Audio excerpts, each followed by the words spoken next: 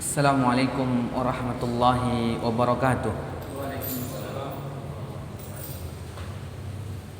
Alhamdulillah wassalatu wassalamu ala Rasulillah wa ala alihi wa sahbihi wa mawalah.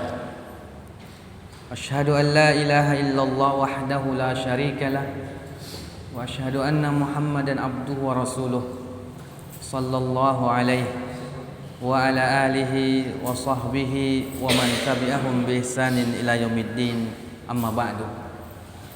Kaum muslimin jamaah salat Isya rahimani wa rahimakumullah. Alhamdulillah, segala puji dan sanjungan hanyalah milik Allah. Salawat dan salam mari kita memperbanyaknya agar kita mendapatkan syafaat baginda Rasul yaumil akhir kelak. Pada malam yang berbahagia ini kita akan melanjutkan pembahasan kita dalam kitab Fiqhul Muyassar. Kita akan menghabisi daripada bab terakhir daripada kitab yang mulia ini. Mungkin sudah 2 tahun ya. Mungkin 2 tahun dan ustaznya ganti-ganti. Dan mungkin anak ustaz ketiga daripada pembahasan kitab ini. Maka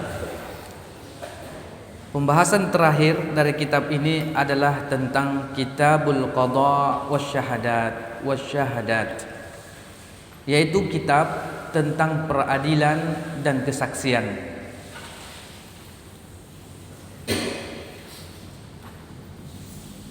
Wa yashtamilu ala babain, dan kitab peradilan dan kesaksian ini dia mencakup hanya 2 bab saja.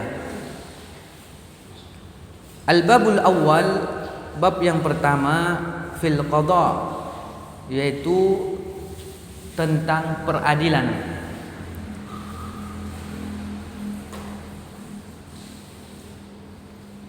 Wa fihi masail, dan padanya beberapa bahagian. Al-mas'alatul ula, bagian yang pertama yang harus kita ketahui tentang peradilan, fi ta'rifil qadha, yaitu definisi daripada peradilan itu. Wa hukmuhu, dan apa hukum daripada peradilan tersebut. Wa adillatu masyru'iyyatihi, dan dalil-dalil disyariatkannya peradilan tersebut. Al-awwal, nomor 1, ta'rifuhu, definisi daripada al-qadha, definisi daripada peradilan. Al-qadha'u fil lughah, peradilan itu secara bahasa adalah al-hukmu wal faslu, yaitu sebuah hukum dan sebuah keputusan.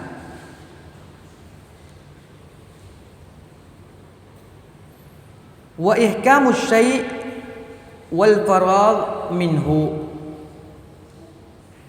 dan sempurnanya sesuatu dan selesailah darinya.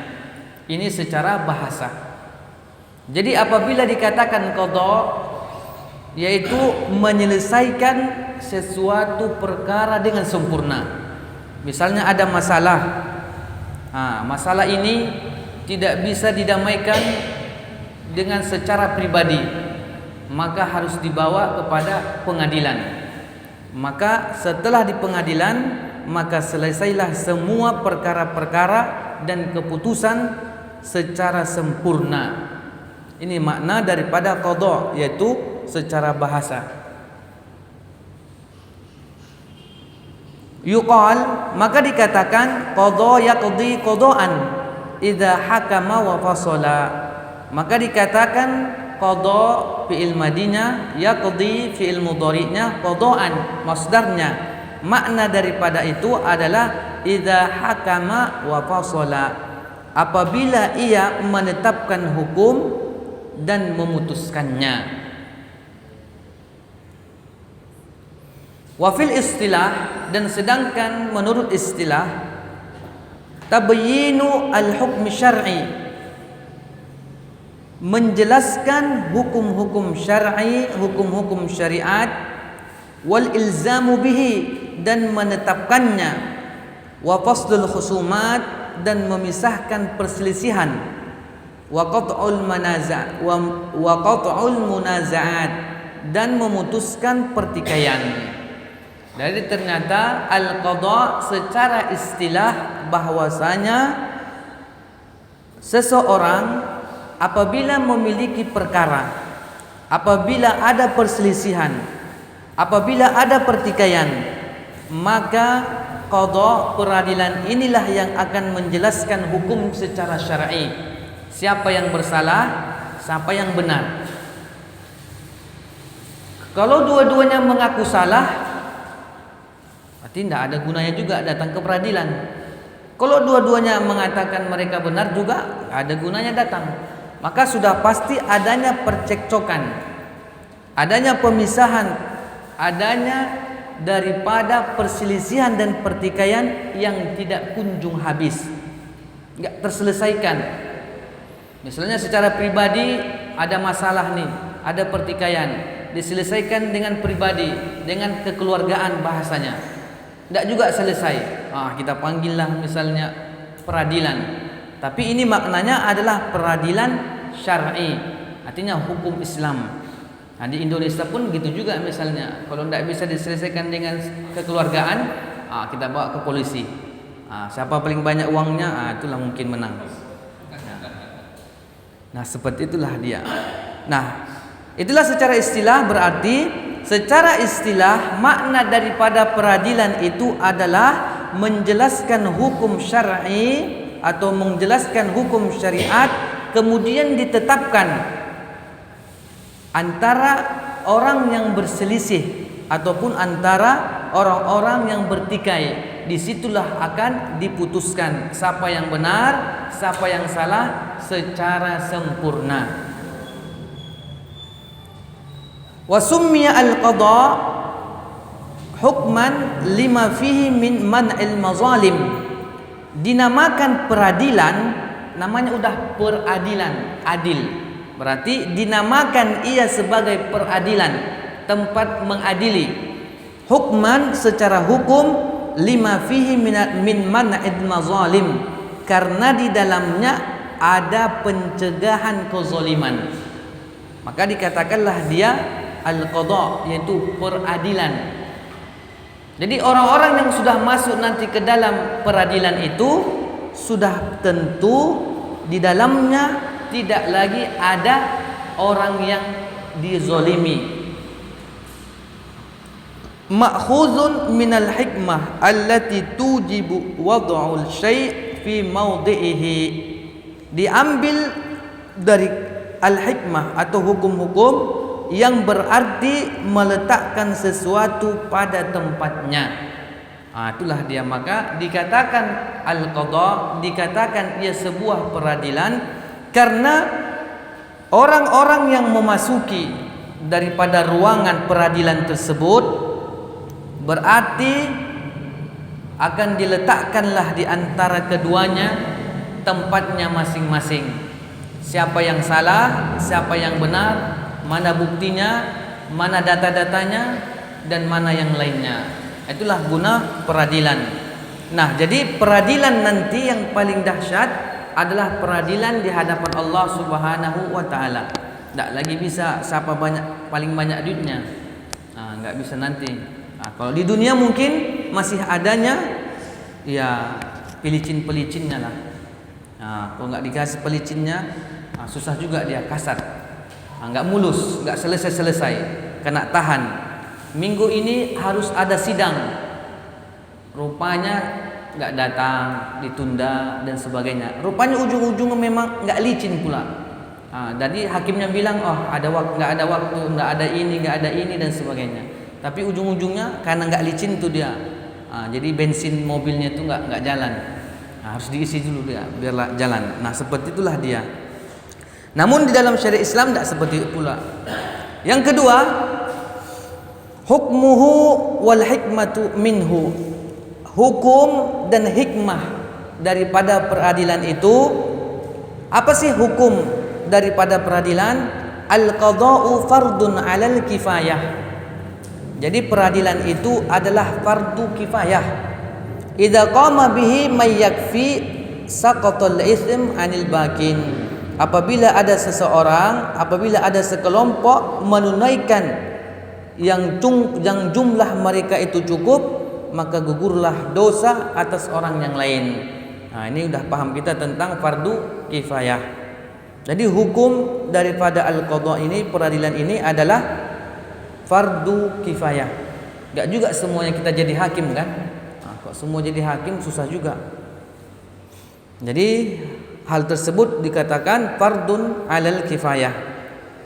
Wa in imtana'a kullu salihin anhu asimu. Jikalau semua orang-orang saleh menolak menjadi hakim, ya mereka berdosa semuanya. Kan peradilan itu adalah orang-orang saleh yang duduk di situ, bukan pula mafia. Susah juga nanti. Mafia duduk di situ, ya dibisniskannya nanti. Mana-mana ada yang datang bawa 1 goni, ada yang datang bawa 2 karung. Mana paling banyak lah bawaannya. Tapi duduk di qadha itu, di peradilan itu, orang yang menjadi hakim itu adalah orang-orang saleh. Namun apabila kebanyakan orang-orang salih menolak, ya berdosalah kita jadinya. Kan banyak juga orang salih, tidak maulah, aku nggak sanggup begini begitu dan sebagainya. Nah, jadi nggak ada yang mau duduk. Ya udahlah, maka berdosalah. Lianna amrun nas la yastaqimu bidunihi. Karena perkara-perkara manusia ini tidak akan lurus tanpa adanya peradilan. Ya, kalau nggak ada peradilan, hukum rimba lah kita buat. Siapa yang jago, siapa yang banyak apanya, duitnya, oke, dan sebagainya. Maka semua bahwasanya perkara-perkara manusia yang terjadi di kalangan mereka itu tidak akan pernah lurus tanpa adanya peradilan. Wa huwa minal qurabi al-azimah. Peradilan itu ia adalah termasuk ketaatan yang paling agung. Karena orang-orang yang menjadi hakim adalah orang-orang yang mewakili Allah Subhanahu wa taala secara zahirnya. Mereka lah yang menetapkan sepulan kesalahannya ini, hukumannya itu. Maka dilaksanakan. Fafihi nasratul mazlum. Dan di dalam peradilan itu ada sebuah pertolongan bagi orang-orang yang dizalimi. Wa iqamatul hudud, dan penegakan hukum had. Kalau di Indonesia nggak ada hukum had, jadi ditegakkanlah hukuman had. Kalau dia mencuri lebih daripada kadarnya, maka dipotong tangannya. Apabila dia membunuh dengan sengaja, maka dia dibunuh dan sebagainya. Itulah dia hukuman had. Di negeri kita belum bisa ditegakkan, pelan-pelan kita doakan.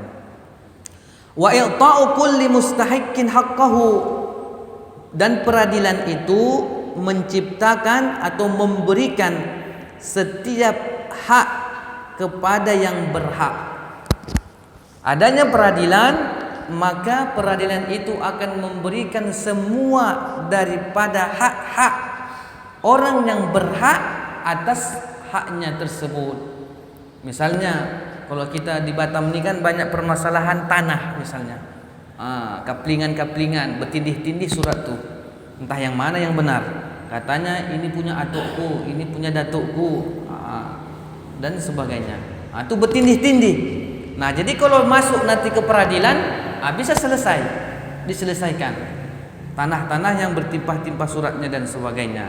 Itulah gunanya daripada peradilan tersebut, yaitu peradilan tersebut dibuat agar ia mampu memberikan setiap hak orang yang berhak menerimanya. Wal islahu bainan nas, dan diantara guna atau hikmah adanya daripada peradilan itu adalah untuk memperbaiki, untuk mendamaikan antara manusia. Kita kan banyak kadang egonya kan, karena kita orang kaya, miskin-miskin itu kita garap aja tanahnya. nanti kita urus nanti sama wali kota, mudah tuh. Kita sorong nanti satu goni, udah dapat dan sebagainya. Orang-orang miskin, ya kayak mana? Apa yang mereka bisa buat? Kecuali nanti jumpanya kita di jalan kan, ditucuknya di belakang, udah siap. Nah, jadi kalau ada peradilan, maka wal islah bainan nas, itu adanya perdamaian antara manusia. Wa qat'ul mukhasamat wal munazaat, dan di antara hikmah kalau adanya peradilan itu adalah menghentikan perselisihan dan pertikaian. Karena biasanya kalau udah masuk peradilan, menang atau kalah, cuma lagi mau dibuat. Yang penting udah di situ. Kita pun udah ditandai. Apabila lagi kita ulangi, gawat. Udah tahu orang, udah ada stempelnya, ada udah CCTV-nya. Makanya kalau udah ada peradilan, udah ada seseorang, dua orang bertikai, ada dua orang berselisih, misalnya masalah tanah, masalah kaplingan, masuk ke peradilan, maka peradilan itulah yang akan nanti menghentikan pertikaian ataupun perselisihan di antara mereka.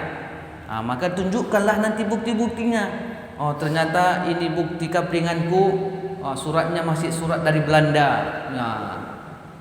Berarti lama. Datang nanti sebulan lagi, ini suratku, surat dari kerajaan Malaya. Rupanya pernah dijajah kerajaan. Ditunjukilah semua, entah surat-surat apa yang berdatangan. Seperti itulah dia. Liyastatibal amnu, agar terus berlangsungnya keamanan. Jadi kalau ada peradilan itu, maka gunanya adalah biar keberlangsungan rasa aman, damai, tentram dan sejahtera. Wa yakillul fasad, dan sudah pasti berkuranglah kerusakan. Nah, makanya yang diherankan kita kok di negeri kita yang tercinta ini, dikatakan orang-orang, itulah dia hakim-hakimnya bisa diapain gitu, bisa dimainkan. Itu yang jadi susah. Seperti itu dia. Jadi agak bermasalah sedikit. Makanya berhati-hati kita. Nah, seperti itulah dia. Makanya nanti orang-orang hakim-hakim inilah mungkin kena seret duluan nanti ke api neraka, karena mereka tidak adil, mereka curang dalam menegakkan keadilan. Kemudian selanjutnya, lidha, maka demikian itu yajibu 'alal imam ta'yinil qada hasba ma taqtadhihi al-haja wal maslahah. Maka wajiblah bagi seorang pemerintah, ta'yin, menunjuk al-qada, para hakim, hasba, sesuai, ma taqtadihil hajah, apa yang tuntunan yang diperlukan, kebutuhan ataupun maslahatnya. Ternyata membentuk al-qadha itu, membentuk peradilan itu adalah pemerintah. Dialah yang menunjuk hakim. Ada peradilan agama, ada peradilan apa lagi namanya? Peradilan umum. Apa pun namanya. Itu di negeri kita yang tercinta. Li'alla tadhi'a al-huquq wa ya'ummu zulm, agar tidak hilangnya hak-hak dan tidak menyebarnya kezaliman. Kalau sudahlah hukum bisa dibeli, ya sudah pasti enggak aman lagi lah. Wa fihi fadilatun azimah, dan di dalam peradilan tersebut ada keutamaan yang besar. Wa ajrun kabir liman dakhala fih, dan pahala yang besar bagi orang yang memikulnya, orang yang masuk. Misalnya si fulan diperintah atau ditunjuk agar masuk dalam anggota peradilan, maka kalau dia masuk, maka dia memiliki kemuliaan, memiliki keutamaan yang besar, bahkan bisa menggapai pahala yang cukup melimpah dari Allah bagi mereka yang memikulnya dengan amanah. Para hakim ini banyak duitnya nih, karena orang semua percaya kalau ada masalah yang besar, yang kecil, datang ke dia selesai. Jadi kalau memang dia jujur, maka Allah berikan pahala yang besar. Kalau dia tidak jujur, dapat juga yang besar. Mungkin duitnya besar dapat, dapat jatah sekian besar juga. Makanya dia kenyang. Di dunia dia kenyang, di akhirat pun dia kenyang. Kalau betul-betul. Wa qama bihaqqihi, dan ia para hakim itu menunaikan haknya. Wa huwa min ahlihi, dan ia juga adalah yang ahlinya. Dia orangnya itu memang betul-betul. Wa fihi ismun azim, dan di dalam peradilan ini juga ada dosa yang besar. Liman dakhala fihi, bagi orang yang memikulnya, yang masuk di dalamnya. Walam yuaddi haqqahu, yang tidak menunaikan hak-haknya. Walam yakun min ahlihi, dan ia pun bukanlah ahlinya. Makanya jangan salah juga deh kan. Tapi kok di negeri kita kan dia ada pula tesnya. Tesnya ini kadang mungkin tes pertama murni, tes kedua agak sendat-sendat sedikit, tes ketiga apa yang dimasuki banyak sedikit. Seperti itulah dianya. Kemudian selanjutnya yang ketiga, adillah masyru'iyatihi, dalil-dalil disyariatkannya peradilan tersebut. Al-aslu fihi al-kitab was sunnah wal ijma'. Asal daripada atau dasar peradilan itu adalah dalilnya dari Alkitab dan sunnah dan ijma' para ulama. Fadalilu masyru'iyatihi minal kitab, dan sedangkan dalil yang disyariatkannya peradilan itu dari kitab, qauluhu ta'ala, ya Dawudu inna ja'alnaka khalifatan fil ardi fahkum bainan nasi bil haqq. Ya Daud, sesungguhnya kami menjadikan kamu sebagai khalifah di muka bumi, maka berhakimlah atau fahkum, berikanlah keputusan bainan nas, di antara manusia, bil haq, dengan adil, dengan hak, dengan yang benar. Inilah dalil bahwasanya peradilan itu ada dalilnya dari kitab Allah Subhanahu wa taala. Wa minas sunnah, dan dalil daripada sunnah, qauluhu sallallahu alaihi wasallam, sabda Rasul sallallahu alaihi wasallam, idza hakamal hakimu, apabila seorang hakim memutuskan hukuman, fajtahada, ia bersungguh-sungguh berijtihad, summa asaba, kemudian benar, falahu ajran, dia mendapatkan 2 pahala. Wa idza hakama wajtahada summa akhta'a falahu ajrun, dan apabila ia memutuskan sebuah hukuman, sebuah keputusan dengan berijtihad, kemudian tersalah, maka dia dapat 1 pahala. Berarti enak rupanya jadi hakim nih. Tapi yang masalah itu itulah dia lebih parah. Jadi Rasul sallallahu alaihi wasallam mengatakan, orang-orang atau para hakim itu apabila ia memutuskan keputusan atau memutuskan hukum dengan ijtihadnya dan benar pula, dapat 2. Apabila terjadi kesalahan, dia mendapat 1. Jadi yang berdosa kayak mana? Sengaja disalahkan, sengaja dia menyalahkan. Seperti itu dia. Jadi ya itulah pandai-pandai mereka. Itu yang masuk jurang. Padahal sebenarnya aman-aman aja para hakim ini. Tapi betul-betul ada masalah, dia selesaikan. Dia kasih kayak gini, seperti ini ternyata keputusannya. Betul, dapat 2. Ternyata salah, dapat 1. Masuk ke jurang, ya disalah-salahkannya semua. Enggak betul lagi dia. Wa qad tawalla an-nabiy sallallahu alaihi wasallam, dan Nabi telah memegang mansibal qada, kursi peradilan. Wa nassabal qada, dan menunjuk para hakim. Wa kadzalika fi'lu ashabihi min ba'dihi was salafus salih.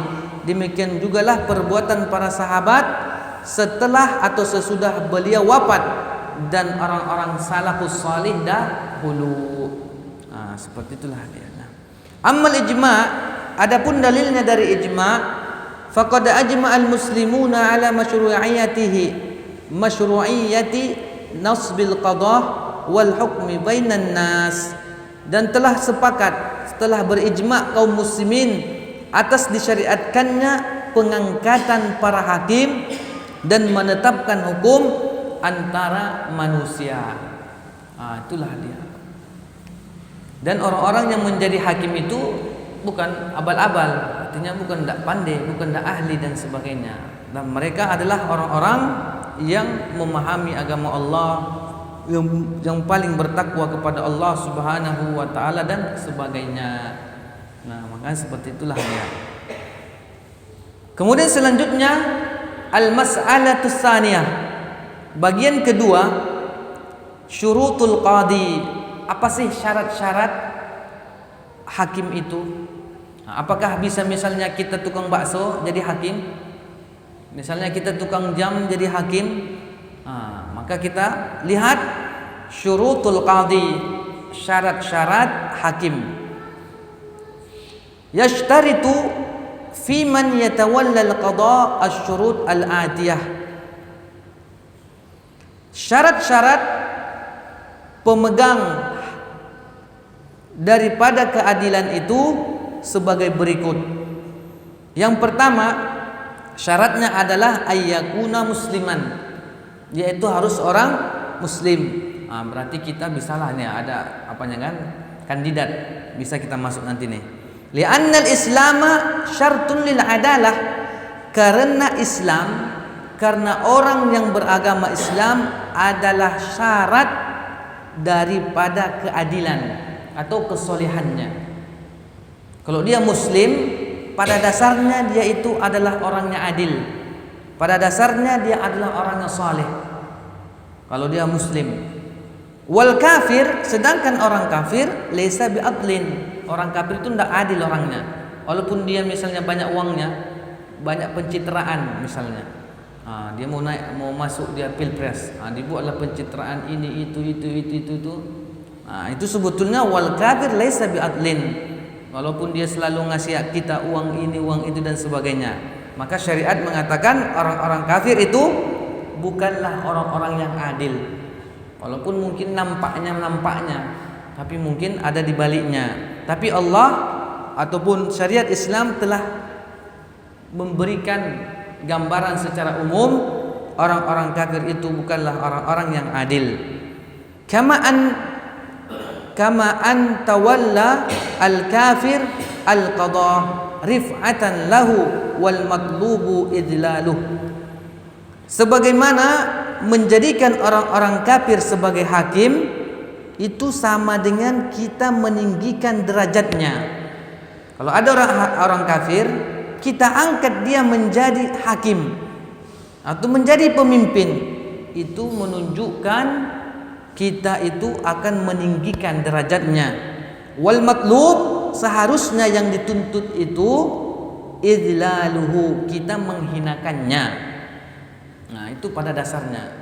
Tapi kalau masa-masa kampanye kayaknya agak susah dulu nanti. Jangan terlalu disindir-sindir, susah. Jadi seperti itu dia. Yang kedua, syarat hakim itu adalah ayyakuna mukallafan, ay balighan akilan. Syarat kedua, syarat hakim yang kedua itu haruslah ia orangnya sudah mukallaf. Apa itu makna mukallaf? Balighan, udah dewasa, akilan, dan berakal, enggak mereng-mereng dia. Li'anna as-sabiyya wal majnuna ghairu mukallafin, karena bahwasanya anak-anak, orang gila itu tidak masuk dalam kategori orang-orang mukallaf.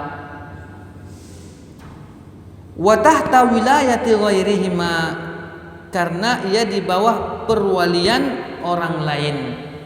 Jadi anak-anak orang gila itu kan masih diasuh orang lain, dia nggak bisa berdiri sendiri, dia nggak bisa berdiri di atas kaki sendiri, nggak bisa dia.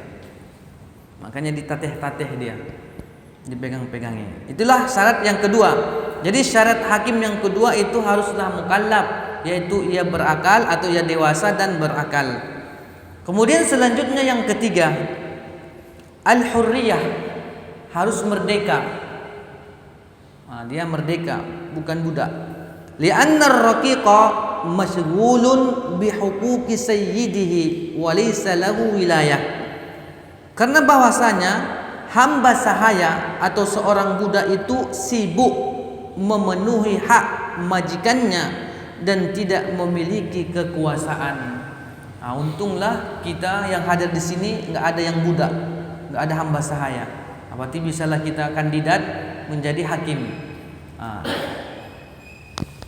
Berarti bagus juga lah nggak ada budak zaman sekarang kan. Sempat mungkin masuk juga kita kayaknya. Mungkin kayaknya kena jadi budak. Gawat. Karena budak itu ia itu sibuk memenuhi hak majikannya. Apabila ia lari dari majikannya maka dosa besar. Itulah dia. Falisa ahlan lil qada, maka budak ini tidaklah ahli untuk dalam perkara peradilan. Kal mar'ah, seperti wanita juga. Nah, ternyata yang menjadi hakim itu tidak boleh wanita. Beda halnya dengan kemarin, yaitu tentang menyembelih hewan. Kalau menyembelih hewan boleh wanita. Kalau masalah qada, masalah hakim, masalah peradilan, jangan sesekali kita angkat wanita menjadi hakim ataupun secara umum menjadi pemimpin. Kemudian yang keempat, di antara syarat-syarat hakim itu az-zukurah, yaitu laki-laki. Tidak boleh perempuan ataupun tak boleh khunsa. Khunsa itu tidak laki-laki, tidak perempuan. Jenis kelaminnya dua, ada dia dua. Ada jenis kelamin wanitanya, ada laki-lakinya juga. Tapi nampaknya jarang kita tahu. Itu mungkin para dokter tahulah dia, bidan-bidan. Ada namanya dalam syariat kita, itu dalam fikih namanya khunsa. Enggak bisa kita katakan banci, enggak bencong gitu. Memang itu nama istilahnya. Alat kelaminnya pun dia dua. Seperti itu dia. Nanti bisa ditengok di YouTube Bang, nanti tahu apa itu makna khunsa kan. Jadi az-zukurah, syarat yang keempat daripada syarat hakim itu adalah az-zukurah. Fala tatawalla al-mar'atul qadah, maka tidak boleh menjadikan wanita sebagai hakim ataupun penegak keadilan. Li'annaha laysat min ahli wilayah, karena wanita itu bukanlah pemilik kekuasaan. Dia cuma ibu presiden gitu dia, hanya pendamping, bukan pemilik kekuasaan. Qala Nabi sallallahu alaihi wasallam, karena memang Nabi sallallahu alaihi wasallam telah mengatakan, la yufliha qaumun wallau amrahum imra'atan, tidak akan pernah beruntung sebuah kaum tatkala mereka menyerahkan urusan-urusan mereka kepada wanita. Urusan misalnya kita gajian aja udah masuk ke rekeningnya payah ngambilnya. Itulah urut itu aja udah payah. Kita gajian nih sekian, kita kasihkan, ini nanti ngambilnya sedikit payah, ditanyanya pula lagi. Ini itu masalah kecil gitu aja udah kita serahkan. Kita buat dia bendahara dalam rumah tangga, gaji 5 juta kita kasih semua, gawat, kita nggak bisa minum kopi sama kawan-kawan lagi. Itulah saking payahnya urusan sama mereka para wanita. Ya memang seperti itulah, Rasul sendiri yang telah mengatakannya bahwasanya tidak akan beruntung. Dan di dalam kata-kata ini adalah lan. Ini adalah kalimat nafi yang terus menerus, kalimatnya lan.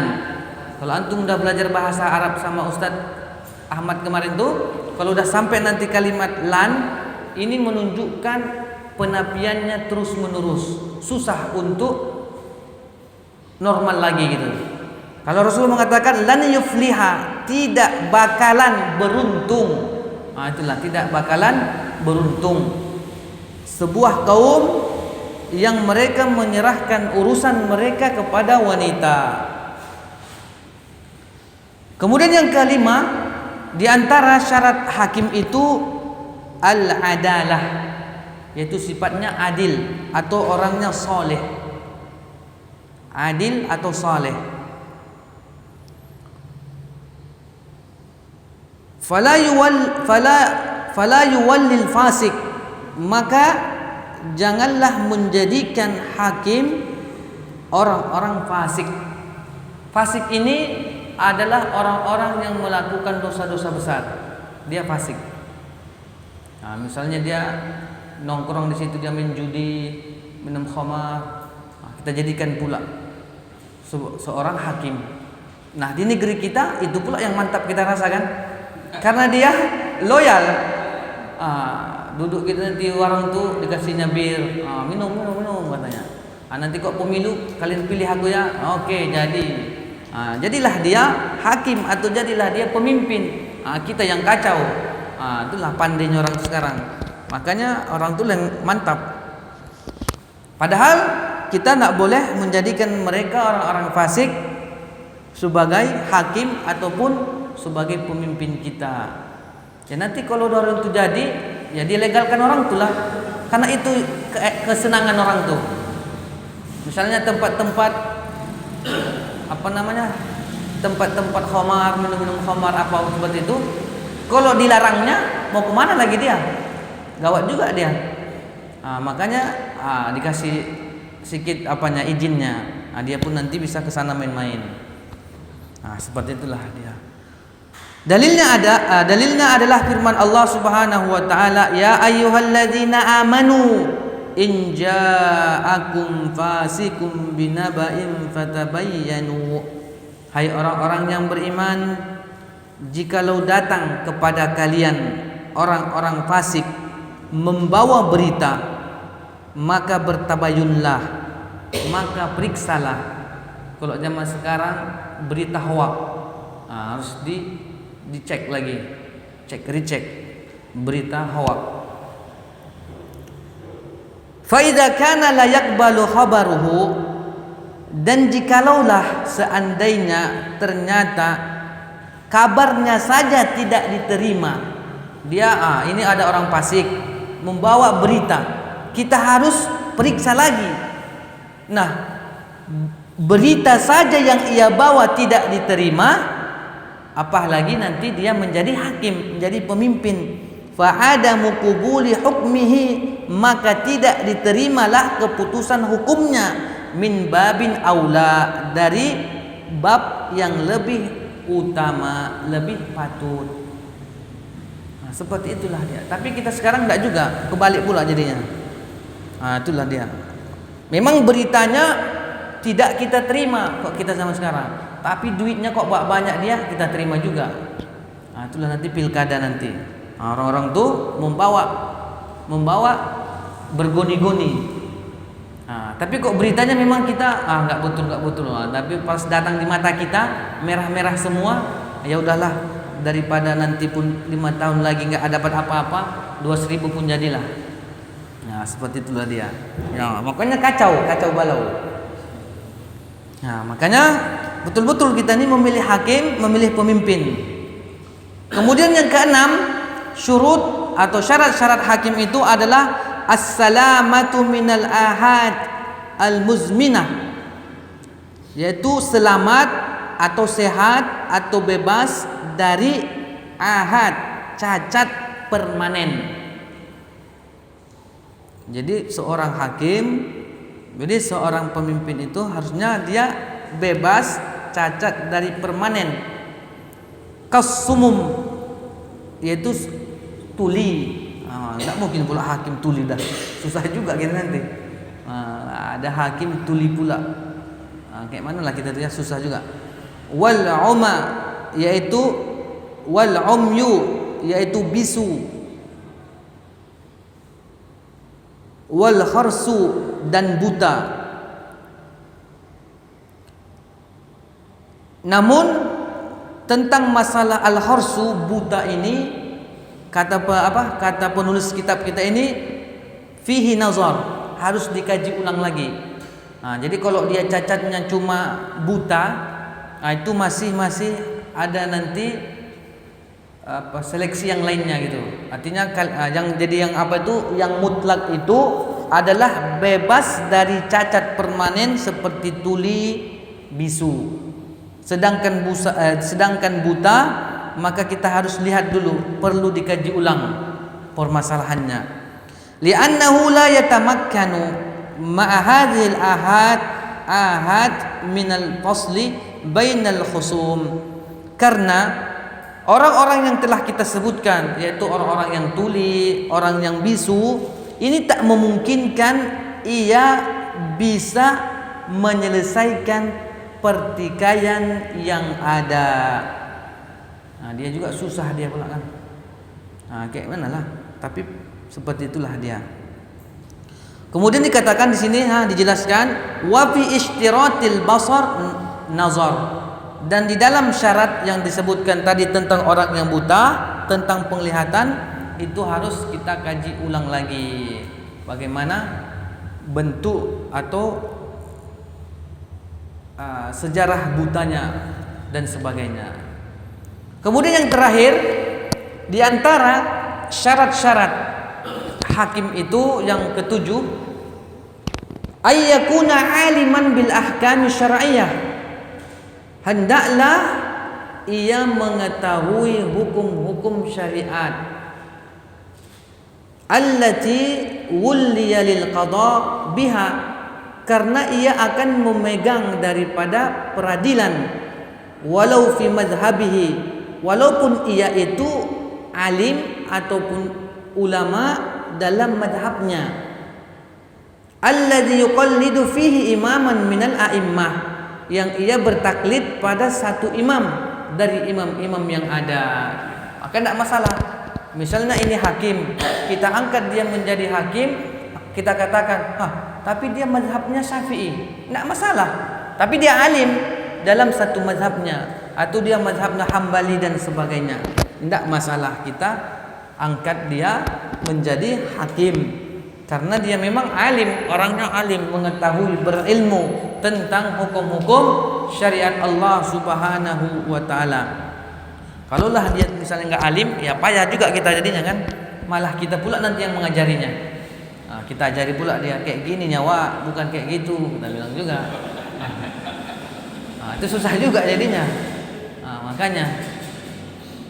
Makanya nanti memilih pemimpin pun gitu juga kan kadang, tapi ya itulah jadi keadaan yang memaksa kita. Makanya kita menjadi ya entah apapun mengungkapkannya, pasrah tapi tak ridho.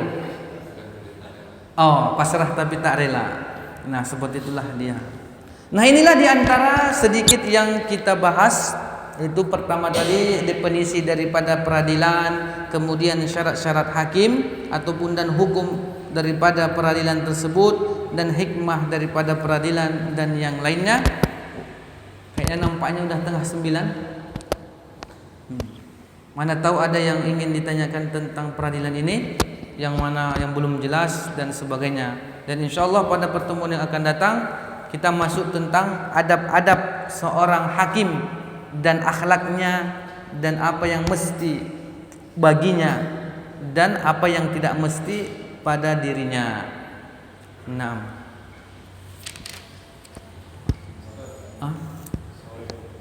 Waalaikumsalam warahmatullahi wabarakatuh.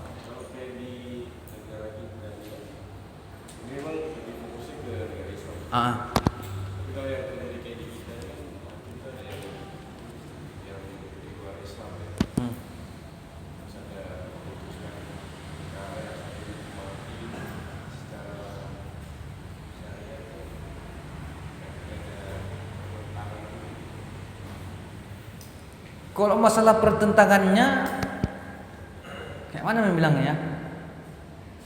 Ada, karena misalnya seharusnya orang yang membunuh dengan sengaja di dalam syariat Islam dia dibunuh, misalnya, atau mungkin ahli warisnya itu kalau dia ridho nggak usahlah dibunuh, tapi bayar diat dia 1 miliar misalnya, boleh ditebus 1 miliar, kan kaya jadi ahli apanya kan, keluarganya kaya mendadak. Tapi kalau negeri kita kan enggak, kayaknya kalau dia hukum mati itu cuma bandar narkoba, yang kelas yang udah besar itu mungkin dapat, yang lain itu kayaknya masih penjara 15 tahun 20 tahun. Teroris.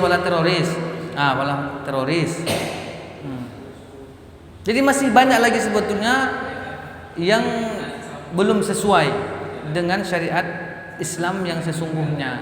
Tapi setidaknya ya apalah gitu, kita berusaha. Mana tahu nanti antum punya anak, antum sekolahkan jadi hakim dia kan, berubahlah. Karena sekarang kan di Indonesia masih menggunakan hukum Belanda. Nggak ada pula yang ahli kita kan. Sekolah hukum pun nanti dia ke Belandanya dia gitu. Nggak mau dia sekolah hukum misalnya ke negara Timur Tengah. Nanti takut pula orang itu kan menegakkan khilafah Islamiyah. Takut juga orang tuh. Makanya. Jadi ya gitulah dulu untuk cari amannya. Naam, wallahu a'lam bishawab. Nampaknya bab peradilan ini nggak banyak pertanyaan.